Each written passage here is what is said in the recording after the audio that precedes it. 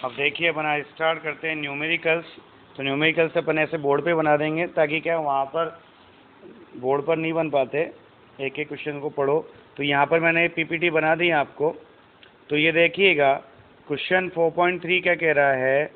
Question number 4.3 कह रहा है आपके कि एक अभिक्रिया ए से बी के उत्पाद के लिए वेग नियम क्या दे रखा है आपको, R बराबर K इंटू ए की पावर 1/2 इंटू बी की पावर 2 दिया गया है। तो अभिक्रिया के लिए, किसके लिए, तो अभिक्रिया के लिए, तो अभिक्रिया की कोटि क्या होगी ये आपको फाइंड करना है। तो क्या पूछी है उसने, कोटि पूछी है आपसे। तो अभिक्रिया की कोटि क्या आएगी वो देखिएगा। अभिक्रिया की कोटि क्या आएगी अपन देखें तो 1/2 + 2 बराबर 5/2। कितनी आएगी भाई, 5/2 आएगी। क्लियर। तो ये 3.3 हो गया। 3.4 की बात करें तो क्वेश्चन नंबर 4.4 सॉरी, तो 4.4 कह रहा है कि x का y में रूपांतरण एक द्वितीय कोटि की अभिक्रिया है। कितने कोटि की अभिक्रिया है, द्वितीय कोटि की। तो यहाँ जो वेग है वो वेग कितना आ रहा है, kx का होल स्क्वायर आ रहा है। क्लियर। अब यहाँ कह रहा है कि बलगतिकी के अनुरूप होता है यदि x की सांद्रता 3 गुना बढ़ा कर दी जाए तो y के निर्माण की दर पे क्या इफेक्ट पड़ेगा। तो इसके लिए पहले तो आप अपन लिख दें औसत वेग बराबर क्या होगा। तो यहाँ वेग का सूत्र क्या होगा, वेग बराबर हो गया minus del x by del T, और ये हो गया del y by del T. तो आपसे क्या पूछा है, y के निर्माण की दर पूछी है, del y by del T जो वेग के बराबर होगी। तो यहाँ पर देखें वो क्या कह रहा है, x की सांद्रता को 3 गुना कर दें। तो इस वेग को मैंने r मान लिया या r1 मान लिया। अब अपन बात कर रहे हैं x की सांद्रता 3 गुना कर दी तो यहाँ r2 कितना आएगा, k x की जगह रख दिया अपन ने 3x का होल स्क्वायर। तो यह आ गया 9k इंटू एक्स स्क्वायर। अब ये k एक्स स्क्वायर किसका मान है, r1 का मान है। तो यहाँ पे r2 बराबर कितना हो गया, 9 गुना r1। इसका मतलब y के निर्माण की दर 9 गुनी हो जाएगी। कितनी हो जाएगी, पहले वाली दर की 9 गुनी हो जाएगी। कब, जब x की सांद्रता को हम 3 गुना कर देंगे। ओके चलिए अब हम पढ़ते हैं क्वेश्चन नंबर 4.5। क्लियर। तो क्वेश्चन नंबर 4.5 क्या कह रहा है वो देखिएगा आप। ये कह रहा है कि एक प्रथम कोटि की अभिक्रिया का वेग स्थिरांक 1.15 गुना 10⁻³ सेकंड इनवर्स है। तो इस अभिक्रिया, तो क्या आएगा यहाँ पर, तो पूछ रहा है वो, तो इस अभिक्रिया में क्रिया कारक की 5 ग्राम मात्रा को घटकर 3 ग्राम होने में कितना समय लगेगा। क्लियर। तो आपको यहाँ दे रखा है वेग स्थिरांक K1। अपन क्वेश्चन कर रहे हैं 4.5। तो ये आ गया 4.5वां क्वेश्चन है। क्लियर। अब देखिएगा क्या कह रहा है वो, ये कह रहा है कि भाई एक प्रथम कोटि की अभिक्रिया का वेग स्थिरांक 1.15 गुना 10⁻³ सेकंड इनवर्स है। तो ये आ गया 1.15 गुना 10⁻³ सेकंड इनवर्स है। तो अभिक्रिया में क्रिया कारक की सांद्रता आपको A दे रखी है, कितनी, यहाँ पर प्रारंभिक सांद्रता दे रखी है A बराबर 5 ग्राम से अंतिम सांद्रता कितनी करनी है, A-x बराबर 3 ग्राम होने में कितना समय लगेगा, T पूछ रहा है। क्या पूछ रहा है, T।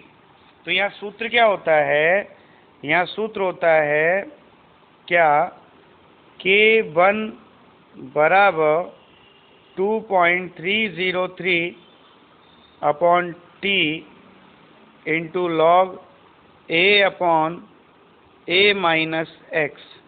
तो ये टी को इधर ले जाएं, K1 नीचे आ जाएगा। क्लियर? तो टी बराबर आ गया 2.303 अपॉन K1। K1 का मान ये रहा। क्लियर?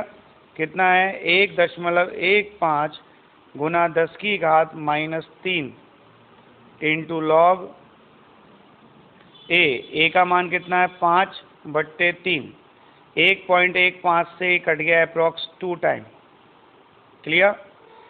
और ये 10⁻³ ऊपर गई तो प्लस की 3 हो जाएगी। तो टी बराबर हो गया 2 गुना 10 की घात 3 गुना लॉग 5/3 है तो लॉग ए अपॉन बी का मतलब क्या होता है? लॉग ए माइनस लॉग बी मतलब 3। लॉग बी का मान कितना है यहाँ पर? 3 है।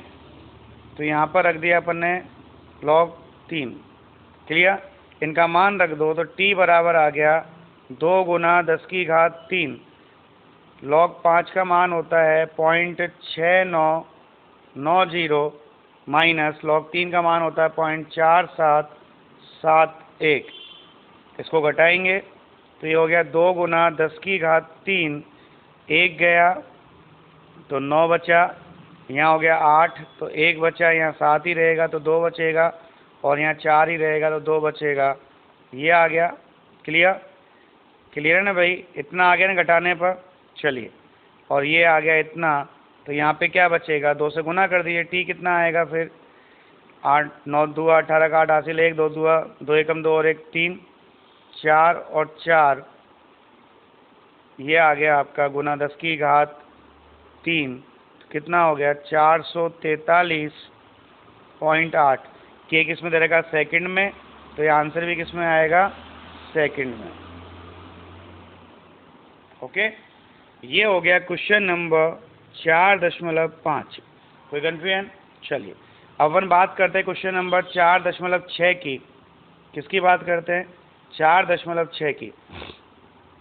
क्या कह रहा है क्वेश्चन नंबर 4.6? पढ़िएगा। SO2Cl2 को अपनी प्रारंभिक मात्रा से आधी मात्रा में विभाजित होने पर 60 मिनट का समय लगता है। तो प्रारंभिक से आधी मात्रा मतलब टी हाफ हो गया। तो टी हाफ कितना देगा? 60 मिनट। यदि अभिक्रिया प्रथम कोटि की हो, किसकी हो? प्रथम कोटि की हो तो वेग स्थिरांक की गणना कीजिए। तो आपको यहाँ पे टी हाफ दे रखा है। क्या दे रखा है आपको? पहले तो दे रखा है आपको टी हाफ। आधी मात्रा कर रहा है ना ये। आधी मात्रा में विभाजित होने में 60 मिनट का समय लगता है। तो टी हाफ दे दिया आपको 60 मिनट। ओके, यदि अभिक्रिया प्रथम कोटि की हो तो वेग स्थिरांक की गणना कीजिए। आपको K1 पूछा है, कितना होगा? तो टी हाफ का सूत्र क्या होता है? 0.693 अपॉन K1। तो यहाँ जो K1 आएगा वो K1 कितना आएगा? आप देखिएगा, K1 बराबर हो जाएगा 0.693 अपॉन टी हाफ। तो 0.693 upon T half. T half का मान कितना है आपका? 60 है। तो यहाँ पर अपन भाग दें 0.693 में टी हाफ का। तो 0.693 अपॉन टी हाफ 60 कितना आ गया? 0.01155। तो K1 आ गया आपके 0.01155। तो यहाँ पे K1 का मान कितना आएगा? 1.155 गुना 10 की घात -2 टाइम मिनट में दे रखा है तो इसकी यूनिट क्या आएगी? Minute inverse. क्लियर? ये आएगा 4.6 का आंसर। कर सकते हैं आप, कोई प्रॉब्लम? चलिए, अब अगले क्वेश्चन की बात करें अपन। तो अगला क्वेश्चन क्या कहता है वो देखिएगा। अगला क्वेश्चन कह रहा है आपके, क्या कह रहा है? एक अभिक्रिया ए के प्रति प्रथम व बी के प्रति द्वितीय कोटि की है। मतलब यहाँ क्या कहना चाह रहा है? यहाँ अगर अपन देखें इसका आंसर यानी इसका सॉल्यूशन देखें अपन, तो सॉल्यूशन क्या आएगा यहाँ पर, आप देखिएगा इसका सॉल्यूशन क्या आएगा। ये कह रहा है कि एक अभिक्रिया जो है ए के प्रति तो प्रथम कोटि की है, कितनी कोटि की है, प्रथम, और बी के प्रति कितनी कोटि है, देती है। तो यहाँ पर जो वेग आएगा इसका वेग बराबर आएगा के ए के प्रति 1 घात है और बी के प्रति 2 घात है। क्लियर। अब अवकल वेग समीकरण, अवकल वेग समीकरण लिखिए। तो ये लिख दी अवकल वेग समीकरण, क्या हो गया, dx/dt इज इक्वल्स टू के इंटू 1 इंटू बी का स्क्वायर। ये हो गया आपका पहला अवकल वेग समीकरण। क्लियर। अब दूसरा क्वेश्चन क्या कह रहा है, ये सेकंड वाला, बी की सांद्रता को 3 गुना करने पर वेग पर क्या प्रभाव पड़ेगा। मतलब सेकंड में कह रहा है ये कि बी की सांद्रता को 3 गुना कर दिया तो इस पर क्या इफेक्ट पड़ेगा वो देखिएगा। तो यहाँ जो वेग आता है, वेग बराबर के ए की सांद्रता तो वो की वही रहेगी, बी की सांद्रता 3 गुना हो गई, तो यहाँ 3 भी रख दिया, इसका होल स्क्वायर। इसको बाहर निकालेंगे, 3 का स्क्वायर बाहर आएगा तो 9 हो जाएगा। तो वेग बराबर होगा 9 गुना के ए इंटू बी का होल स्क्वायर। क्लियर। इसका मतलब वेग क्या होगा, जो प्रारंभिक वेग था ये आर, इसका 9 गुना हो जाएगा। तो अब यहाँ जो वेग आएगा वो 9 गुना हो जाएगा, 9r हो जाएगा। क्लियर। क्या हो जाएगा, वेग 9r हो जाएगा। क्लियर है। अपन अब बात करें यहाँ पर, ठीक है, क्वेश्चन नंबर 3 की। क्वेश्चन नंबर 3 में क्या कह रहा है, थर्ड में, ए तथा बी दोनों की सांद्रता को दुगना करने पर वेग पर क्या प्रभाव पड़ेगा। क्लियर है।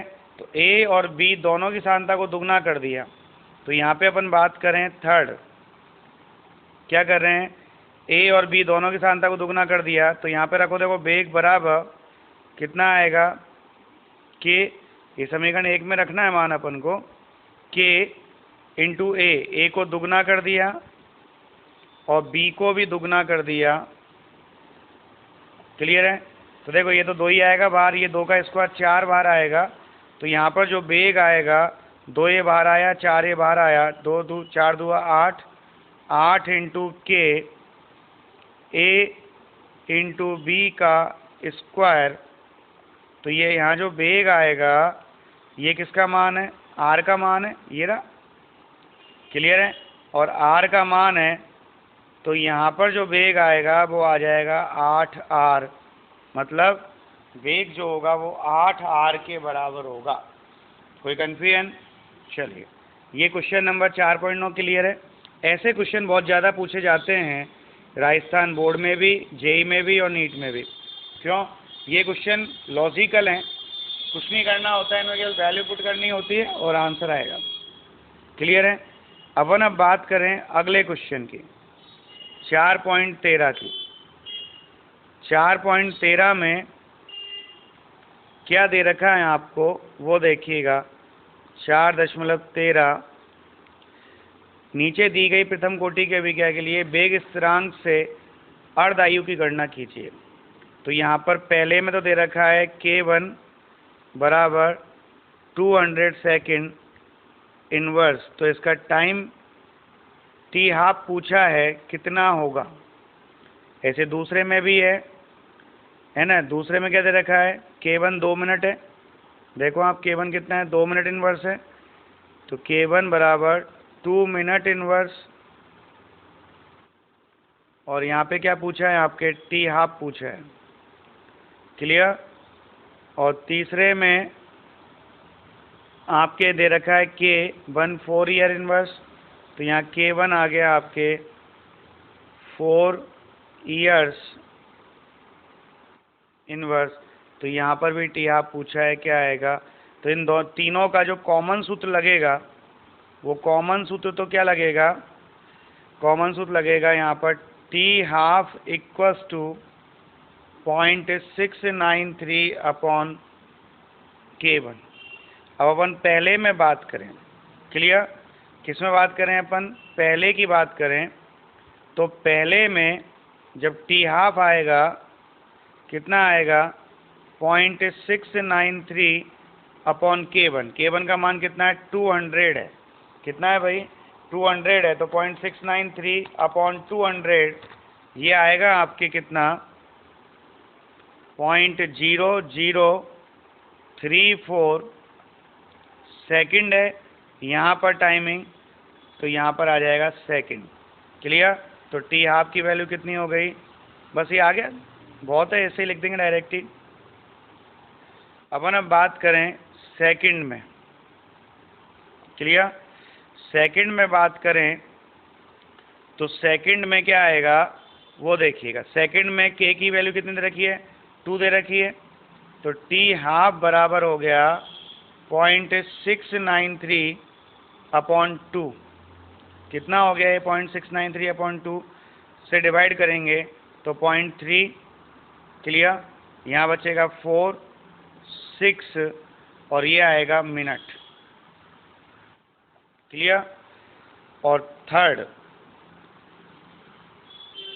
थर्ड में अपन देखें यहाँ पर, तो थर्ड के लिए के कितना दे रखा है 4 ईयर्स इनवर्स दे रखा है, तो टी हाफ कितना आएगा 0.693 अपॉन 4, और 0.693 अपॉन 4 कितनी बार गया 1 टाइम गया, बचा 2 हो गया 29, 7 टाइम गया, बचा 1 हो गया 3 टाइम गया, और ये क्या आएगा ईयर्स आएंगे।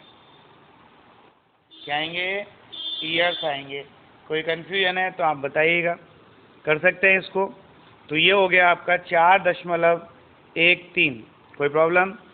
अब अपन बात करें 4.14 क्वेश्चन की, क्या हुआ, ये सारे क्वेश्चन एनसीईआरटी के हैं, राजस्थान बोर्ड वाले क्वेश्चन भी हैं और जेईई मेंस वाले भी हैं। ठीक है। अपन अब बात करें 4.14 की, तो यहाँ अपन क्वेश्चन नंबर की बात करें तो अपन बात करें क्वेश्चन नंबर 4.14 क्या कहता है ये वो देखिएगा। ठीक। ये कह रहा है कि C14 के रेडियो एक्टिव 6 का अर्धायु काल, C14 के रेडियो एक्टिव 6 का अर्धायु काल 5730 वर्ष है। एक पुरातत्व कलाकृति की लकड़ी में जीवित वृक्ष की लकड़ी की तुलना में 80% C14 की मात्रा है, तो नमूने की आयु का परिकलन कीजिए। किसका परिकलन करना है आपको, नमूने की आयु का परिकलन करना है। क्लियर है। तो आप यहाँ पर देखिएगा आपको क्या दे रखा है, एक तो दे रखा है आपको टी हाफ,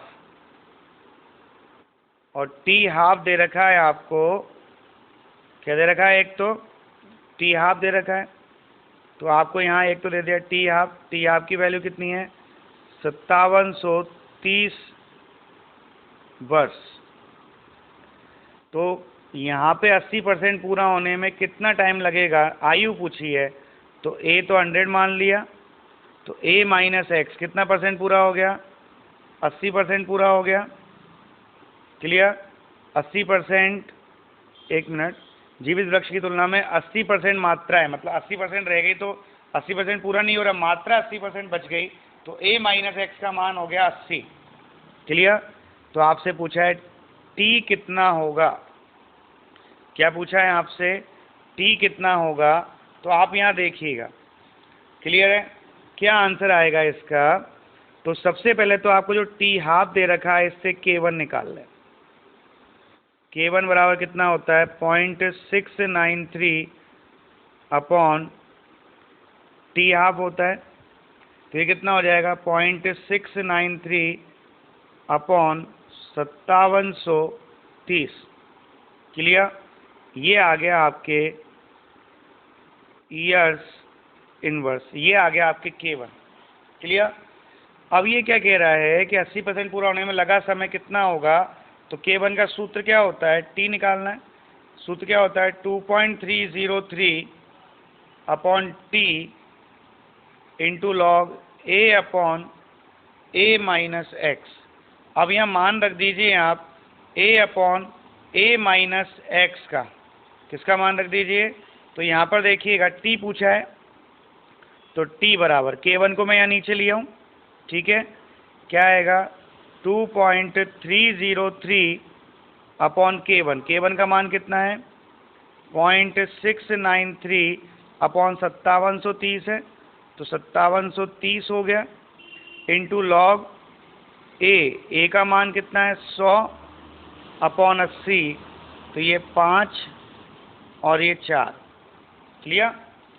अब यहाँ पे टी बराबर, इसको सॉल्व कर लें अपन, इसको सॉल्व करेंगे तो 2.303 इंटू 5730 बट्टे 0.693, क्लियर, ये आ गया आपके 19,042, तो ये तो आ गया आपके 19,042.12 इंटू लॉग ए अपॉन बी है, 5/4 है, तो क्या होगा लॉग ए माइनस लॉग बी, तो लॉग 5 माइनस लॉग 4, क्लियर। तो टी बराबर कितना आएगा, तो टी बराबर जो आएगा वो आएगा आपके 19,042.12 इंटू लॉग 5 की वैल्यू हो गई 0.606990, लॉग 4 की वैल्यू हो गई 6020, क्लियर। तो यहाँ पे टी बराबर आ गया 19,042.12 गुना, इसको घटाएंगे तो यहाँ पे 0 बचेगा, यहाँ 7 बचेगा, यहाँ 9 बचेगा और यहाँ 0 बचेगा, क्लियर। और इसको गुना कर लिया अपन ने कितने से 0.0970, तो ये आ गया आपके 1847.08।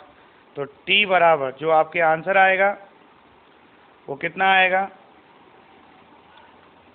ये आंसर आएगा आपके टी बराबर 1847.08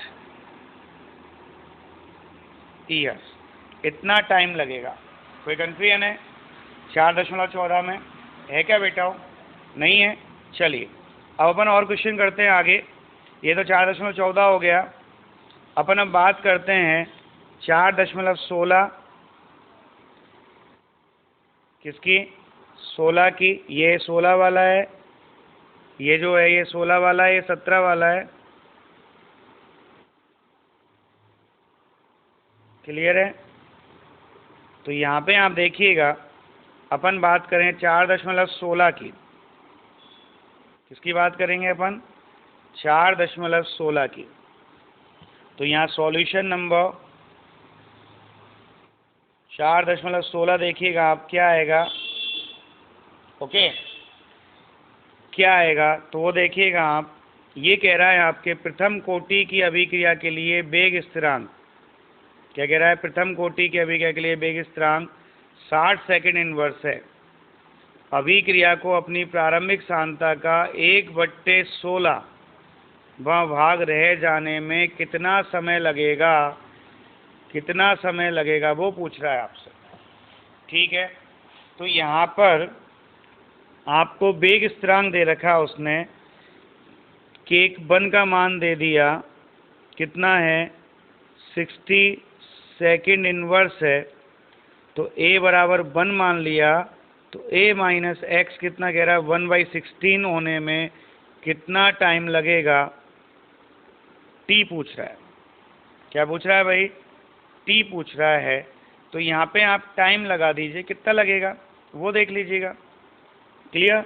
तो यहाँ सूत्र लगाओ आप, K1 बराबर क्या होता है सूत्र, ये सूत्र होता है 2.303 upon T into log A upon A minus x, okay यही होता है।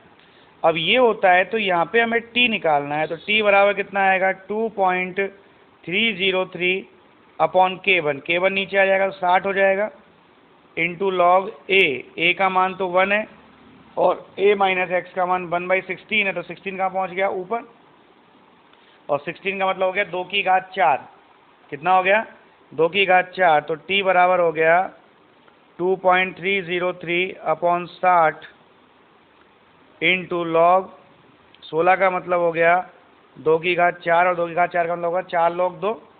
भाई log a की पावर b का मतलब क्या होता है? log a की पावर b का मतलब होता है a b log a। Okay, तो यहाँ पे अपन मान रख दें तो देखिएगा यहाँ t बराबर कितना आएगा 2.303 अपॉन 60 इंटू 4 log 2 लिखेंगे तो log 2 की वैल्यू कितनी होती है? 0.3010 होती है। क्लियर? तो यहाँ log 2 की वैल्यू 0.3010 लगा दी, तो इनको सॉल्व कर लो, कितना आएगा वो देखिएगा 2.303 इंटू 4 इंटू 0.3010 अपॉन 60, ये आ गया आपके 0.0462। कितना आ गया? 0.0462 सेकंड, इतना टाइम लगेगा इसको। क्लियर? ये हो गया 4.16। कोई कन्फ्यूजन है तो आप बताइए। अब अपन बात करते हैं 4.17 की। किसकी बात कर रहे हैं अपन? 4.17 की। ये क्वेश्चन देखिएगा, इंपॉर्टेंट क्वेश्चन है। क्या कह रहा है पढ़िएगा, देखो, है ना, आप पढ़िए क्या कह रहा है। नाभिकीय विस्फोट का 28.1 वर्ष अर्धायु वाला एक उत्पाद SR90 होता है। तो यहाँ पर जो टी हाफ दे रखा है आपको सॉल्यूशन 4.17 में, जो आपको टी हाफ गिवन है, क्या गिवन है आपको? टी हाफ गिवन है। वो टी हाफ की वैल्यू कितनी दे रखी है आपको? 28.1 वर्ष दे रखी है। ओके, अब ये कह रहा है कि यदि कैल्शियम के स्थान पर 1 माइक्रोग्राम SR90 नवजात शिशु की अस्थियों में अवशोषित हो जाए तो 1 माइक्रोग्राम मतलब ए का मान है, प्रारंभिक सांद्रता है 1 माइक्रोग्राम, क्लियर हो जाए, और उपाप चयन से हास्य ना हो, मतलब कोई बायोलॉजिकल रिएक्शन नहीं हो, तो इसकी 10 वर्ष व 60 वर्ष के पश्चात कितनी मात्रा शेष रह जाएगी? क्लियर है? 10 वर्ष व 60 वर्ष के पश्चात कितनी मात्रा शेष रह जाएगी? तो यहाँ पे अपन को क्या दे रखा है? ये एक तो दे रखा है आपको टी 10 वर्ष पर निकालना है आपको a माइनस एक्स क्या होगा। ये तो पहली चीज़ पूछी है आपसे। और दूसरी चीज़ क्या पूछी है आपसे कि t बराबर 60 वर्ष पर a माइनस एक्स क्या होगा। कुछ नहीं करना, ये t आप दे रखा है, k आ जाएगा। तो यहाँ पर अपन देखें k कैसे आएगा, तो देखिएगा अपन यहाँ पे पहला क्वेश्चन कर रहे हैं ना T1 पर, तो दोनों के लिए k तो सेम आ जाएगा। K1 बराबर आएगा 0.693 अपॉन टी हाफ 28.1। क्लियर? तो 0.693 upon T half 693 upon T half 28.1, तो k आ गया आपका 2.46 इंटू 10 की घात -2 वर्स इनवर्स ईयर्स इनवर्स। ठीक है, अब यहाँ पे अपन बात करें तो टाइम रख दें 10 वर्ष, तो ये कितना रह जाएगा? a माइनस एक्स की वैल्यू निकालेंगे तो K1 का फॉर्मूला होता है 2.303 upon T into log a upon a minus x. तो K1 की जगह तो रख दिया अपन ने 2.46 गुना 10 की घात -2 बराबर 2.303 अपॉन टी कितना रख दिया? 10 वर्ष इंटू लॉग a 1 है और a माइनस एक्स पूछा है। तो ये तो यहाँ पे अपन देखें तो यहाँ log 1 upon a minus x की वैल्यू कितनी आएगी? ये इसमें ये डिवाइड हो जाएगा तो कितना होएगा? 2.46 इंटू 10 टू पावर -2 अपॉन 0.2303। 10 से डिवाइड कर दिया ना इसको भाई। क्लियर? तो ये कितना आएगा? तो 2.46 बट्टे 0.2303, ये आएगा 10.68। तो ये आ गया आपका 10.68 इंटू 10⁻⁻², तो ये हो गया आपका 0.1068। ठीक, क्या हो गया, log 1/a-x। क्लियर। अब इस 1/a-x को log a-x लिखेंगे तो यहाँ माइनस लग जाएगा इसके आगे। क्लियर। तो माइनस लगेगा तो यहाँ पे क्या आएगा वो देखिएगा, क्या आएगा। तो यहाँ पे log a-x बराबर कितना हो जाएगा, log में ऊपर आ गया तो ये माइनस का 0.1068, मैंने 10⁻² को गुना कर दिया। तो यहाँ पर अब अपन को a-x निकालना है, तो ये कितना हो जाएगा, ये हो जाएगा एंटी लॉग माइनस का 0.1068। क्लियर है। अब इसका एंटी लॉग निकालना है आपको, तो एंटी लॉग निकाल लीजिए आप, क्या आएगा वो देखिएगा। क्लियर। तो एंटी लॉग निकालना है आपको, तो एंटी लॉग में क्या आएगा आपके 10 की पावर माइनस की 0.1068, कितनी वैल्यू जाएगी इसकी 1.27। ये पावर जो है वो माइनस में है, तो माइनस में है तो माइनस में लगा दो, तो -0.1068, तो ये आ गया 0.7819 माइक्रोग्राम। कितना आ गया 0.7819 माइक्रोग्राम। तो यहाँ पर इसकी वैल्यू पुट कर दीजिए, तो यहाँ पर a-x, इसका एंटीलॉग लिया तो कितना आया, a-x बराबर आया कितना, देखिएगा आप 0.7819 माइक्रोग्राम, ये पहला आंसर आ गया। क्लियर। अब वो कह रहा है t बराबर 60 पर क्या होगा, सेकंड क्वेश्चन। तो k1 बराबर हो गया 2.303/t। तो यहाँ पे t बराबर 60 रख दें अपन, है ना, डायरेक्ट ही रख दें। तो मैं यहाँ पर k1 की भी मान रख दूँ और t का भी मान रख दूँ डायरेक्ट ही। तो k1 कितना आया था आपके, k1 जो आया था इस क्वेश्चन का वो 0.693, मतलब 2.46 इंटू 10⁻² आया था। तो यहाँ पे k1 निकाल लिया अपन ने 2.46 इंटू 10⁻², कितना होता है 2.303/t, 60 इंटू लॉग a का वैल्यू 1 है और a-x फाइंड करना है। तो यहाँ पर लॉग 1/a-x बराबर हो गया 2.46 इंटू 10⁻² इंटू 60 अपॉन, ये कहाँ चला जाएगा 2.303 नीचे। क्लियर। और इसको अपन ने गुना कर लिया, तो ये गुना करने पे आएगा 2.46 इंटू 60 डिवाइड बाई 2.303, ये आ गया आपके 64.09 इंटू 10⁻², तो कितना हो गया 0.6409। किसकी वैल्यू आई है, तो log 1/a-x की आई। अब हमें तो log a-x की वैल्यू निकालनी है, तो log a-x बराबर कितना हो जाएगा, ये हो जाएगा माइनस का 0.6409।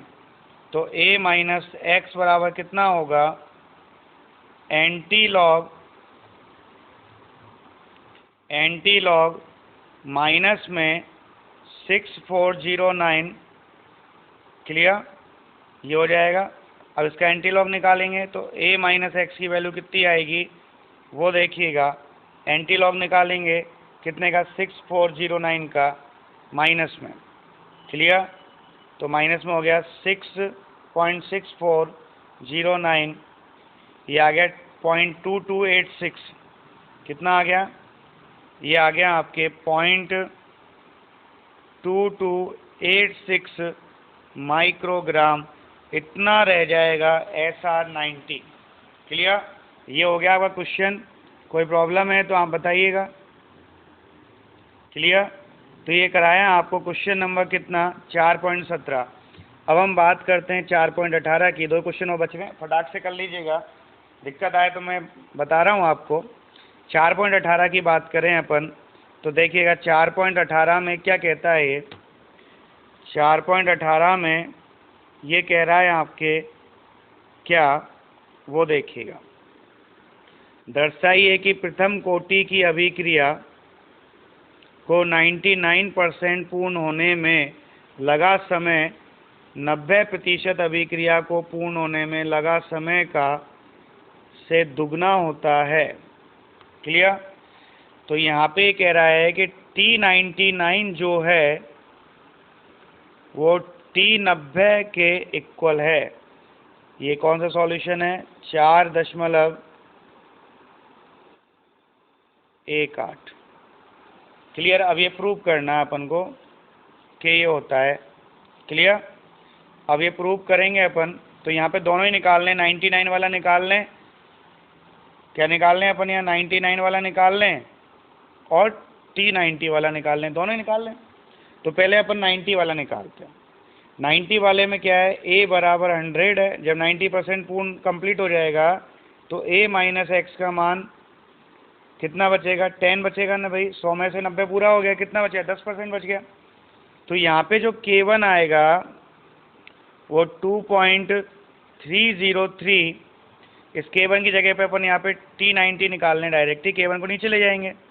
तो यहाँ पे जो आएगा वो T90 अपॉन K1 हो जाएगा इंटू लॉग a का मान कितना है 100 अपॉन 10, ये गया 10 बच गया, लॉग 10 का मान 1 होता है। तो T90 बराबर हो गया 2.303 अपॉन K1। ओके, ये समीकरण नंबर 1 दे दो। तो ये T90 की वैल्यू आ गई। अब आप T90 के बाद बात करें, T99 निकालना अपन को। T99 का मतलब क्या है, a बराबर 100 है और a माइनस एक्स, 99% कंप्लीट हो गई तो कितना बच गया, 1 बच गया। तो T99 कितना आएगा, वही 2.303 बट्टे K1 इंटू लॉग a की वैल्यू 100 है और इसकी वैल्यू कितनी है, a माइनस एक्स की 1 है। लॉग 100 के मान कितना होता है, 2 होता है। तो T99 बराबर हो गया 2.303 अपॉन K1 इंटू 2। तो ये जो 2.303 था, क्लियर है, अपॉन K1, ये क्या है, समीकरण 1 में T90 आ रहा है। तो समीकरण 1 से 2 में मान रख दो, तो हम क्या कहते हैं, समीकरण 1 व 2 से क्या आएगा, ये आ जाएगा आपके 1 व 2 से T99 बराबर 2 गुना T90, हैंस प्रूव्ड।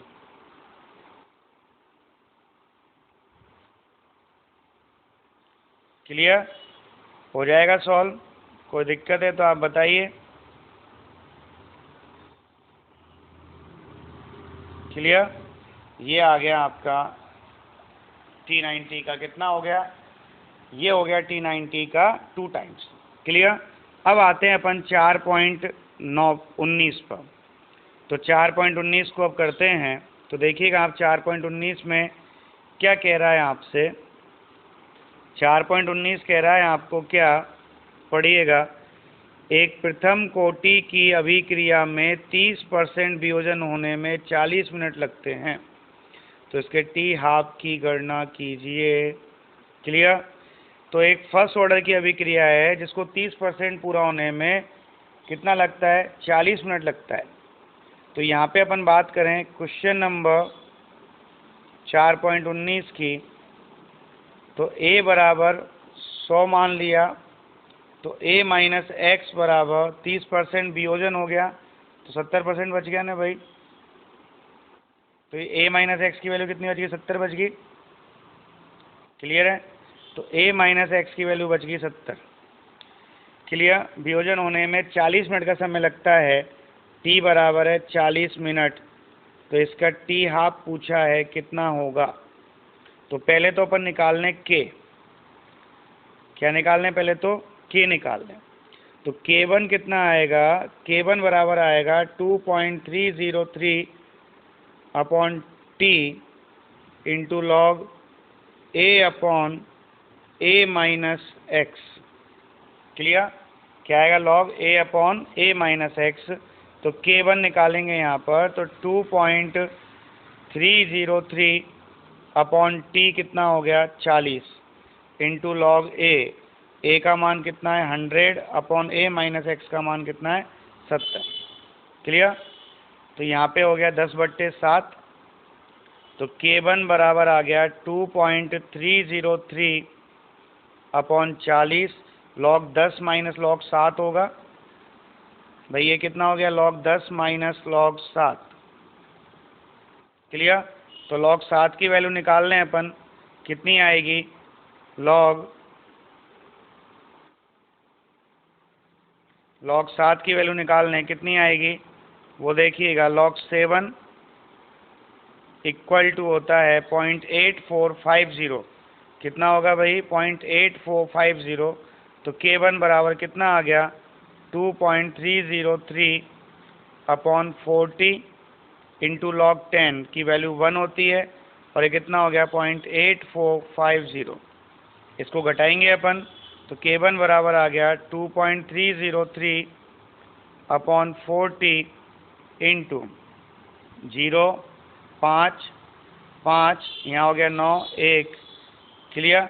इनको गुना भाग कर लो, तो k1 की वैल्यू कितनी आएगी वो देखिएगा।